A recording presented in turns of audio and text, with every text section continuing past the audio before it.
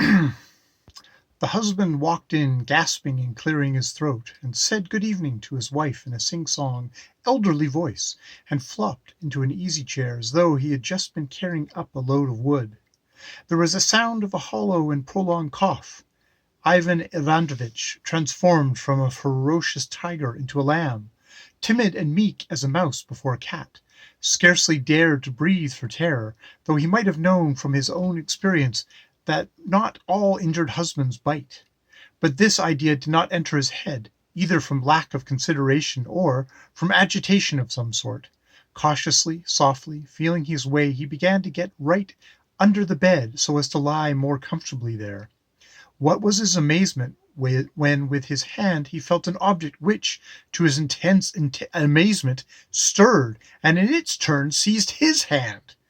Under the bed there was another person. "Who's this?" whispered Ivan Androvitch. "Well, I'm not likely to tell you who I am," whispered the stranger. "Lie still and keep quiet. If you have made a mess of things. But I say, hold your tongue." And the extra gentleman, for one was quite enough under the bed, the extra gentleman squeezed Ivan Androvitch's hand in his fist so that the latter almost shrieked in pain. "My dear sir, shh!" "Then don't pinch me so, or I shall scream." "All right, scream away. Try on it." Ivan Androvitch flushed with shame. The unknown gentleman was sulky and ill-humored. Perhaps it was a man who had suffered more than once from the persecution of fate, and had more than once been in a tight place. But Ivan Androvitch was a novice, and could not breathe in his constricted position. The blood rushed to his head. However, there was no help for it. He had to lie on his face. Ivan Androvitch submitted and was silent. "I have been to see Pavel Ivanovitch, my love," said the husband. "We sat down to a game of preference. Kee, kee, kee." He had a fit of coughing. "Yes, kee. So my back, kee. Bother it, kee, kee, kee." And the old gentleman became engrossed in his cough. "My back," he brought out at last with tears in his eyes. "My spine began to ache. A damned hemorrhoid. I can't stand or sit. Aki. And it seemed as though the cough that followed was destined to last longer than the old gentleman in possession of it. The old gentleman grumbled something in its intervals, but it was utterly impossible to make out a word. "Dear sir, for goodness' sakes, move a little," whispered the unhappy Ivan Ivanovitch. "How can I? There's no room." "But you must admit that it is impossible for me. It is the first time I have found myself in such a nasty position." "And I in such pleasant society." "But, young man—" "Hold your tongue." "Hold my tongue? You are a very uncivil young man.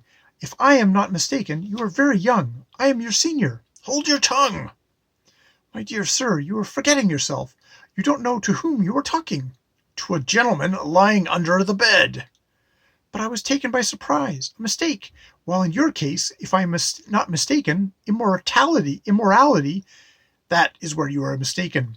"My dear sir, I am older than you. I tell you—" "Sir, we are in the same boat, you know. I beg you not to take hold of my face." "Sir, I can't tell one thing from another. Excuse me, but I have no room." "You shouldn't be so fat." "Heavens, I have never been in such a degrading position." "Yes, one could be brought more low." "Yes, one couldn't be brought more low." Sir, I don't know who you are. I don't understand how this came about, but I'm here by mistake. I am not what you think." I shouldn't think about you at all if you didn't shove. But hold your tongue, do." "Sir, if you don't move a little, I shall have a stroke. You will have to answer for my death, I assure you. I am a respectable man. I am a father of a family. I really cannot be in such a position." "You thrust yourself into the position. Come, move a little. I've made room for you. I can't do more." "Noble young man! Dear sir, I see I was mistaken about you," said Ivan Androvitch, in a transport of gratitude for the space allowed him, and stretching out his cramped limbs. "I understand your constricted condition, but there's no help for it. I see you think ill of me. Allow me to redeem my reputation in your eyes. Allow me to tell you who I am. I have come here against my will, I assure you. I am not here with the object you imagine. I am in a terrible fright." "Oh, do shut up. Understand that if we are overheard it will be the worse for us. Shh! He is talking." The old gentleman's cough did, in fact, seem to be over.